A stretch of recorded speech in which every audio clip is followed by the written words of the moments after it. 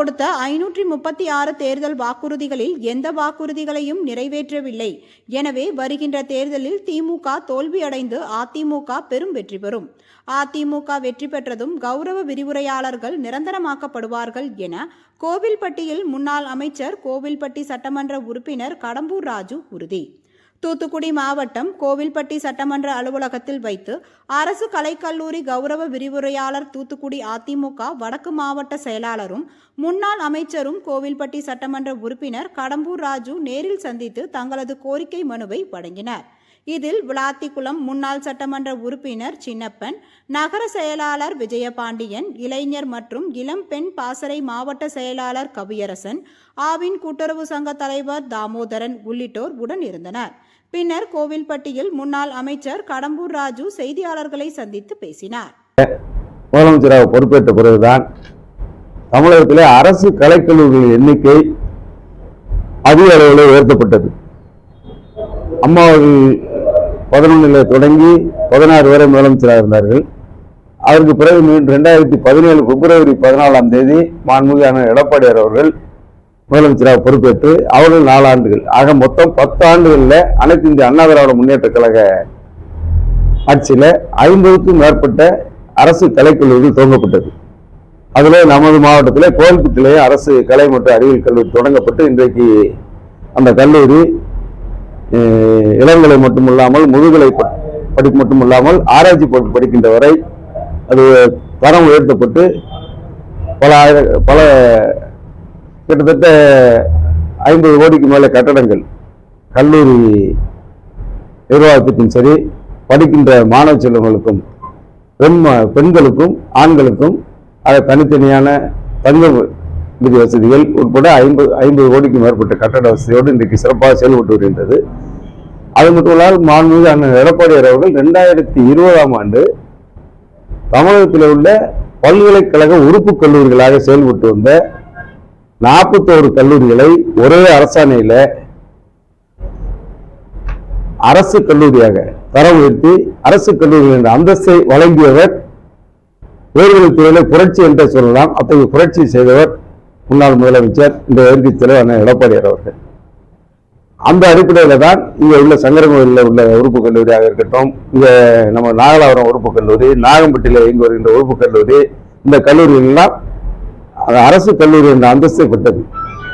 அந்த நேரத்தில் மாண்புமிகு அம்மாவுடைய ஆட்சி காலத்தில் தான் இந்த கௌரவ விரிவுரையாளர், கெஸ்ட் லெக்சர் என்று சொல்லப்படுகின்ற நிலையில பணியில் அமர்த்தப்பட்டார்கள். மாணவர்களுடைய கல்வி தரத்திற்கு போதிய ஆசிரியர்கள் வேண்டும் என்ற எண்ணத்தின் அடிப்படையில் கிட்டத்தட்ட 4300 ஆசிரியர் 7300 கௌரவ ஆசிரியர்கள் நியமிக்கப்பட்டார்கள். அவர்கள் எல்லாம் அவருடைய தரவுகளை எல்லாம் வாங்கி 2021ஆம் ஆண்டு கடைசி பட்ஜெட் கூட்டத்தொடரில் அறிவிக்கப்பட்டு அனைத்து தரவுகளை வாங்கி அவர்களை பணி நிரந்தரமாக்க வேண்டும் என்ற நிலைப்பாட்டை செய்கின்ற நேரத்தில் தேர்தல் நடைபெற்றது. தேர்தலுக்கு பிறகு ஆட்சி மாற்றம் ஏற்பட்டது. ஆனால் அந்த ஆட்சி மாற்றத்துக்கு முன்பாக திராவிட முன்னேற்ற கழகத்தின் 520 போலியான வாக்குறுதிகளில் 143வது வாக்குறுதி இன்றைக்கு போலியான வாக்குறுதி என்று நிரூபிக்கப்பட்டு விட்டது. அந்த 143வது வாக்குறுதியில அவர்கள் தேர்தல் வாக்குறுதியை அளித்திருக்கின்றார்கள். இன்றைக்கு ஆட்சி நிறைவு பெறுகின்ற நிலையில் இருக்கின்றது. 143வது வாக்குறுதி என்னவென்று சொன்னால், அனைத்து கௌரவ விரிவுரையாளர்களும் விரைவில் நிரந்தரமாக்கப்படும். எங்கள் ஆட்சி வந்தால், நாங்கள் ஆட்சிக்கு வந்தால், ஆட்சி மாற்றம் ஏற்பட்டவுடன் பணி நிரந்தரமாக்கப்படுவார்கள், அரசு நிர்ணயித்த ஊதியம் வழங்கப்படும் என்ற உத்தரவாதத்தை நாங்கள் சொல்லவில்லை. திராவிட முன்னேற்ற கழகம் தேர்தல் அறிக்கை முதலமைச்சருக்கு நேரம் இருக்கிறதா இல்லையோ தெரியவில்லை. முதலமைச்சர் திருப்பி அவருடைய தேர்தல் அறிக்கையை படித்து பார்த்தால் நன்றாக இருக்கும். 143வது தேர்தல் அறிக்கையில சொன்னதை நிறைவேற்றாமல் 4 ஆண்டுகளை கழித்துவிட்டு இன்றைக்கு 4 ஆண்டுகள் பொறுத்து பார்த்து இன்றைக்கு தமிழக தழுவிய நிலையில அனைத்து கௌரவ விரிவுரையாளர்களும் அவருடைய கோரிக்கைகளை வலியுறுத்தி உள்ளிருப்பு போராட்டம் செய்கிறார்கள். மாணவருடைய அந்த நிலையிலும் அந்த கௌரவ விரிவுரையாளர்களை நாம் பாராட்ட வேண்டும். மாணவருடைய கல்வி கெட்டு போகக்கூடாது, கல்விக்கு இடையூறு வரக்கூடாது என்ற நல்லெண்ணத்தின் அடிப்படையில் ஒரு உள்ளிருப்பு போராட்டம் நடத்துகின்றார்கள். அந்த நிலையில கூட இந்த அரசு கண்டுகொள்ளாமல் அவர்கள் அரசு அதிகாரத்தை பயன்படுத்தி அதிகாரத்தை துஷ்பிரயோகம் செய்து அவர்கள் மிரட்டப்படுகின்றார்கள். வருகை பதிவுகளை கையெழுத்திடாமல் இன்னும் பல்வேறு நிலைகளில் அவர்கள் துன்புறுத்தப்படுகிறார்களே தவிர செவிடன் காதல ஊதிய சங்காக இந்த பிரச்சனையை அவர் கண்டுகொள்ளவில்லை. இதுதான் இன்றைக்கு நிலைமை. ஆனால் இன்றைக்கு பாண்டிச்சேரி, கேரளா, ஹரியானா இன்னும் பல்வேறு மாநிலங்கள்ல இந்த கௌரவ ஊழியர்களுக்கு 50,000 தாண்டி சம்பளம் வழங்கப்படுது.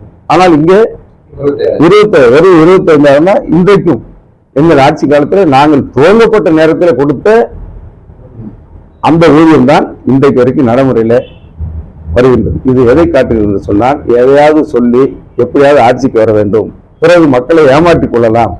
சாதாரண அடித்தட்டு மக்களை படிக்காத பாமரர்களை ஏமாற்றுவதை போல படித்து பட்டம் பெற்ற விரிவுரையாளர்களாக இருக்கின்ற நிலையில உள்ளவர்களை கூட இந்த அரசு ஏமாற்றுகின்றது என்பதற்கு இது உதாரணம். இனிமேலும் இந்த அரசு தாமதிக்காமல் இந்த கௌரவ விரிவுரையாளர்களுடைய நியாயமான கோரிக்கையை, அவர்கள் கொடுத்த தேர்தல் வாக்குறுதியை நிறைவேற்ற வேண்டும் என்பதுதான் எங்களுடைய எண்ணமாக இருக்கின்றது. மாண்புமிகு எதிர்க்கட்சி தலைவர் அண்ணன் எடப்பாடி அவர்கள் இதை பல முறை அறிக்கையின் வாயிலாகவும் சட்டமன்றத்திலே, மக்கள் மன்றத்திலே எடுத்து வைத்திருக்கின்றார்கள். ஆனால் அரசு இதை கண்டுகொள்ளவில்லை.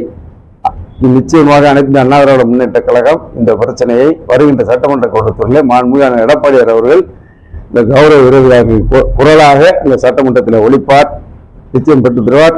நிச்சயம் இருந்தால் அதற்கு மேலாக இந்த திராவிட முன்னேற்ற கழகம் இந்த 143வது வாக்குறுதி மட்டுமல்ல, 520ல 100 வாக்குறுதிகளை கூட நிறைவேற்றவில்லை. காலமும் கடந்து விட்டது. ஆட்சியின் இறுதி கட்டத்தை நெருங்கிவிட்டது.